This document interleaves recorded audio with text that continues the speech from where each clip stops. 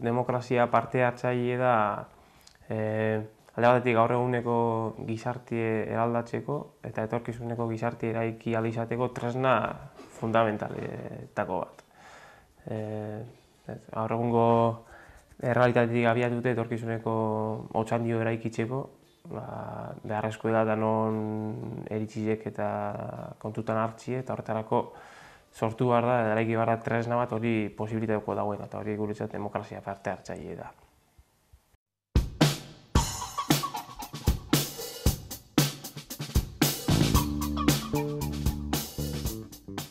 Otxandioko eredu parte hartzailea garatzera begira, lehenengo egin genduna izen zen, saiatu modu parte hartzaile baten definitzen zein izan behar da gure herriaren garapena jarraitu beharreko bidea eta nola nahi gendun izatea gure herria, etorkizun epe luzerako etorkizun baten.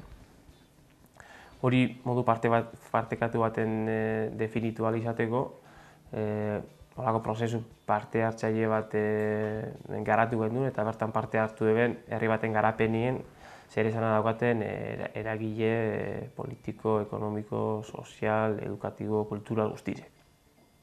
Hortik urten ziren nolabaiteko ideia generiko batzuk, ideia berrek apur bat bisualizetan eben zelan nahi ban Otxandioko gizarteak izatea bere herrize etorkizun, epe luzerako etorkizun baten.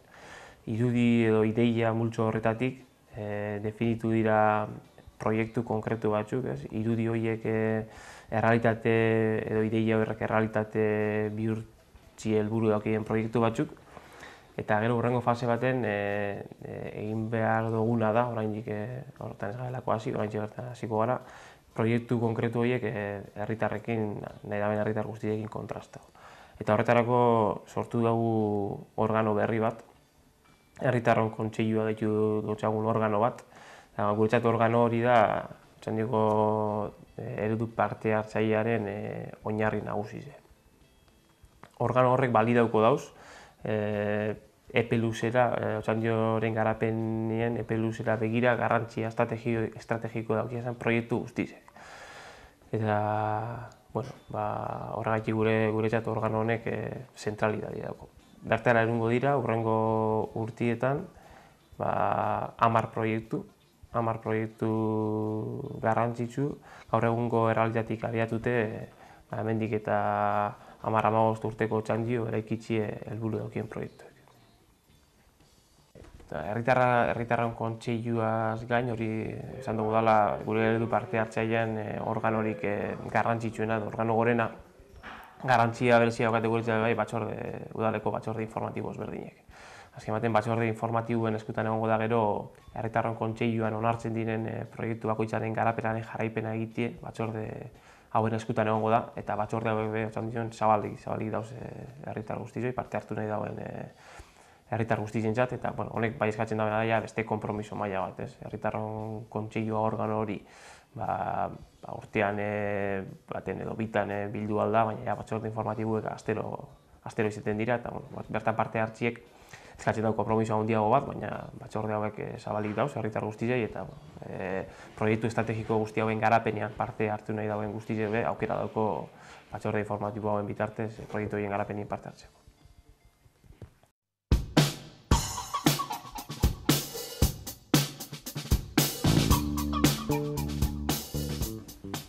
Aurreko eredue gaur egun instituzio gehienetan apliketan dela, demokrazia ordezkatzailearen eredu instituzionala, eta horren funtsa da, horren oinarri zen dagoena da, aukeratzen dira, Otxandioren kasuen 9 herritar, hauteskunde batzutan, 4 urteetarako, eta 9 herritar horiek hartzen dabez herriaren garapenari eragiten dutxien erabaki guztiek. Eredu horren arabera haurek fakultateak edo boteri daukiez erabaki horiek hartzeko, eta askok uste dabe ez daukatela zertan 4 urte horietan zehar herritarrekin konsultau ze proiektu edo diren garrantzitsuek herriaren etorkizunerako eta ze proiektu garatu behar diren eta zeintzuk ez. Guk ez dugu horretan sinisten, ez dugu sinisten hauteskunde batzuk irabaztiek, nahiz eta gehiengo oso izen emoten dutzuendik legitimidadie gero 4 urte horietan zehar zuk nahi dozuna egiteko. herritarrak aukeratzen dabez ordezkari batzuk, gure filosofiaren arabera, aukeratzen dabez ordezkari batzuk proposamenak egiteko. Gure egin beharra da proposamenak egitea herritarrei, eta gero herritarrak esango dabe proposamen horietatik zeintzuk nahi daben aurrera eruatea eta zeintzuk ez. Hori beste ereduan ez da hola gertatzen, ez? Beste ereduan arabera ez dira proposamenak egiteko, ez dauz proposamenak egiteko politikarize bakarri dauz, eurek nahi dabe esan proposamenak aurrera eruateko herritarrekin konsulta horiek, ez? Hori da, nire ustetan aldeik fundamentalena.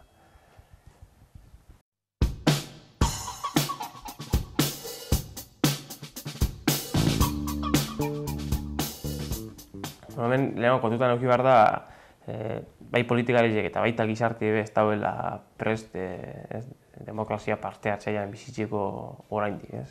Oso ohituta gauz demokrazia ordezkatzailearen mekanismotara, orduan bai politikari eure eta baita herritarrei bai kostau ikinake holako eredu batera moldatzi, ez? Delegetara ohitute gauz eta ez gauz haino ohitute guk hartzie erantzukizunek eta kontziente izetie eta koherente izetie ideia horrekiko, ez? Gure eskutan dauela, gure herria zer izan behar dan erabakitzie eta horretan parte hartzie.